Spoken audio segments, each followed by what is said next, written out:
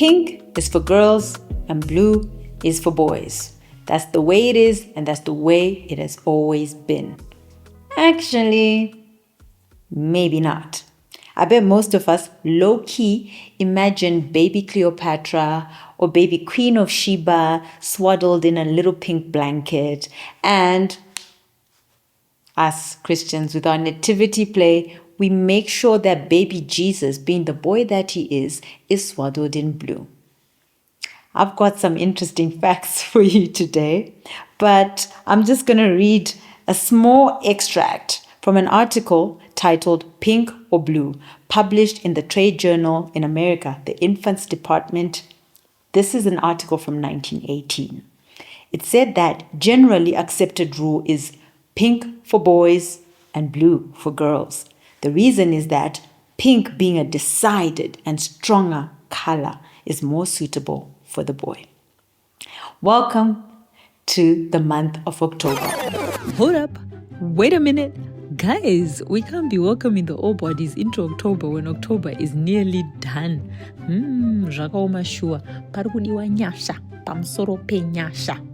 So, what are we going to do? We're going to reroute. How's about we rephrase to, how is October, or how was October? Let's continue with the conversation. Pink October. And welcome to Officially Nyashaà. I'm Nyashaà. This episode is going to be dedicated particularly to my aunt, who battled breast cancer for years and passed away a few weeks ago. May her soul rest in peace. This episode is also dedicated to every woman and every man who's ever battled breast cancer, and this side of heaven or the other side of it. We are with you in prayer, and we want to raise awareness as much as we can and hope that we can all get an understanding of this disease and not stereotype anything or anyone on it. Hence, starting off with, is pink really for girls? Going back to that question and that debate, a little bit of history. So the color pink is named after the flowers pinks in the genus Dianthus. And this was only done in the 17th century. Before that, I don't know if the color had a name that maybe it did. It was kind of like a saturation or desaturation of red or something like that. But if you're interested, please Google and do a little bit of research on that. Going many years after the naming, I'm going to read another extract from an article by this author called Joe Paoletti, was a professor at the University of Maryland, again in America, explaining in a book, Pink and Blue, telling the boys from the girls in America, that in the 19th century, parents preferred to dress their children in white so as not to emphasize their gender. Few parents in the 1880s would be comfortable dressing their year-old son to express his masculinity or choosing clothes to accentuate their infant daughter's femininity. Gender dress was considered inappropriate for young children whose asexual innocence was often cited as one of their greatest charms. Close quote. You see, the thing about this little history lesson is it gives us insight on what we perceive as natural and actually versus what is societally induced. There's a lot of things that we look at of face value and we're like, okay, this is what it is because of our upbringing, because of the environment that we're in, and because of what pop culture has said that it is. This being a very good example of it. When you look at it and you study the history of this, you will find that departmental stores in America were pushing sales. And so to push sales, they decided to gender outfits. Before then, most kids wore cotton, white, just neutral, and they felt it was easy to bleach, easy to wash.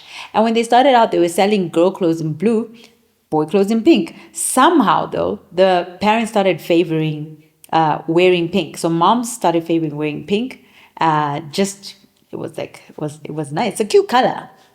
And so at some point, they then, I mean, this is market trends. They're going to follow it. They're clever business people. So they began to produce more for their market. The kids who were definitely wearing gendered colors were baby boomers. And this is just in the 1940s. Even going further ahead, just looking at it and how it has come to form and mean so much, we have Pink October. Pink October dates back from early 1990s, and it is a partnership. It was formed as a partnership between Self Magazine and Evelyn Lauder of Estee Lauder. Those are the ones who popularized Pink October as a breast cancer awareness month and the ribbon that we all see, and when we see it, we are reminded of. So I could say that that campaign has been quite successful. Going back to how society perceives things, I like stories, so it's story time. 8-year-old Nyashaà would not be caught dead wearing pink because she was a tomboy. We will discuss that term one day, but for today, let's just use it. I feel like there should be another one, but let's just use it. Because I was an independent, feisty little girl who was raised by a textbook girl dad. Power to the girl dads out there, who was so pro-girl that I never felt that I needed to be anything else. And I was so content in how I was. Also, to add on to that, having grown up around girly girls, and I'm putting that in quotes because I don't attest to sort of stating anymore, but it is what it is so that we understand what we're talking about. The ones who liked pink, the ones who played with dolls. And I'll look at them and I'm like, nah, that's not going to be me because that's then associated with weakness. I'm a strong girl. I'm an independent girl. And I was inclined to things that society says boys should be inclined to. And I also had a lot of male friends. Growing up, I didn't have a lot of girlfriends. So I disassociated myself as much as possible from anything that was typically girly, which a big part of it was pink. Now, fast forward to this time here.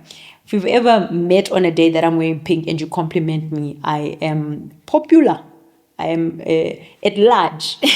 For then say, funny story, it's not my favorite color. It isn't. But the reason why I wear it, and I would love to explore this in way more than one episode because I think it's such an in-depth thing and it's a big part of my personality actually.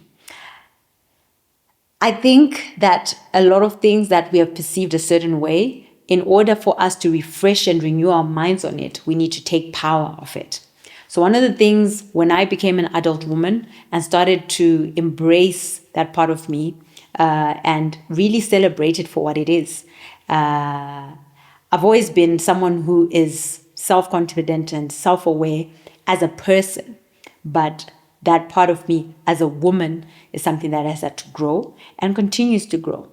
So to take that back and to affirm that, I started wearing more pink because perception-wise, that is girly. And I think because of the way that I am, which is not typical of what people expect girls to be like, I take it back and I hold on to it to say, a girl can look like this, a girl can behave like this, and it doesn't have to be what you want it to be.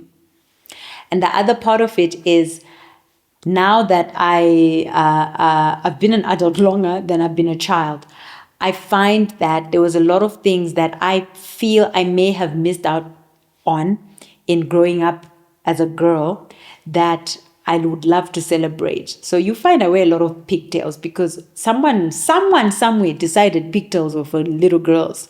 I'm like, I don't know, I don't think so. So I'm going to wear them. And also someone somewhere decided that pink was for little girls more than it was for grown girls or for boys or whatever the case is. So it's taking that power back. And it's something that I just love to do.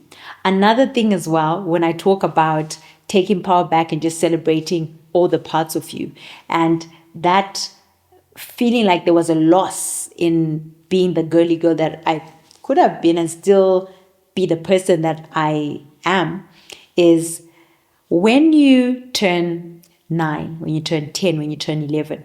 I think we look at age as if it's an outside entity. So when I turn 10, the 9-year-old me disappears. However, I like to think of it as layers, because that person is still within you. When you have a birthday, you don't lose your teeth that you got when you're 6. You don't lose certain parts of you. You don't lose your memory from the previous year.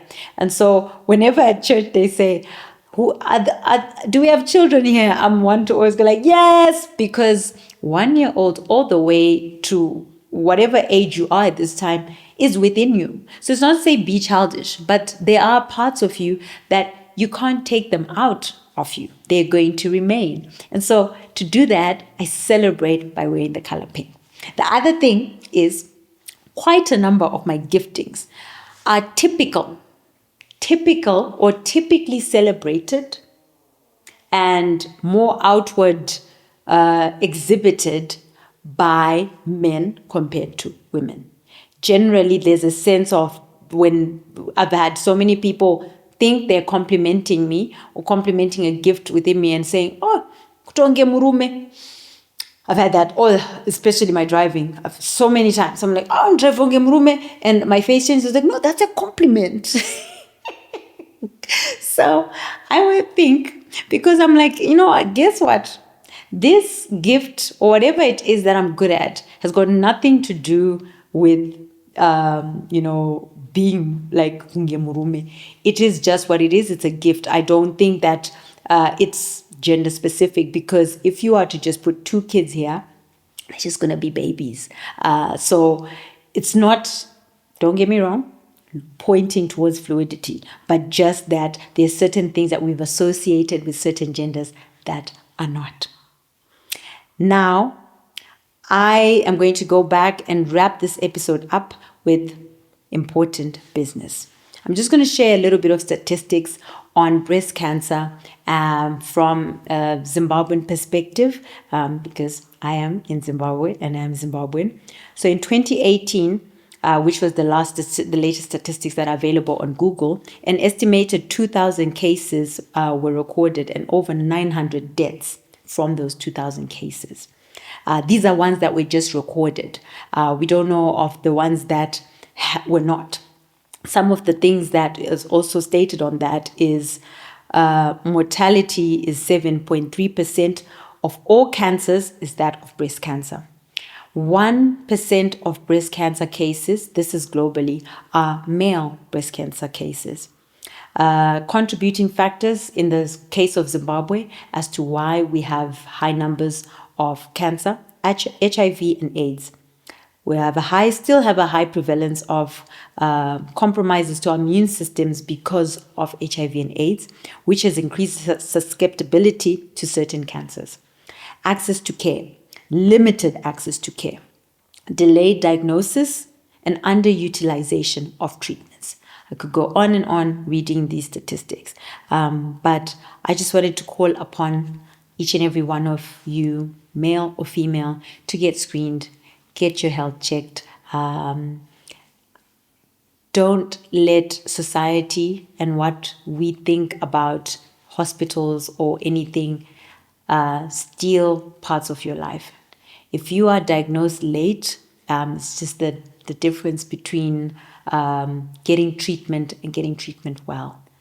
So it's a huge encouragement. And don't wait for October, although it is much easier in October because there are many centers, but it can be any time. So if you're watching this episode and it's no longer October and you are interested in getting screening for breast cancer, leave a comment.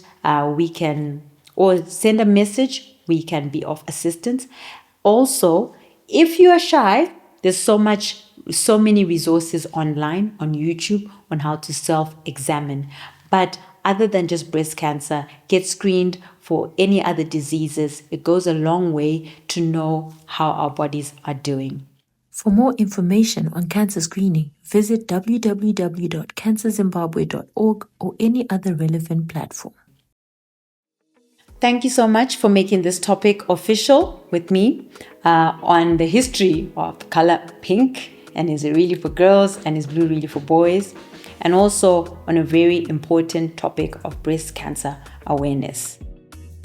Please do continue to follow, subscribe, share, and like, and leave any comments. Let's keep this official.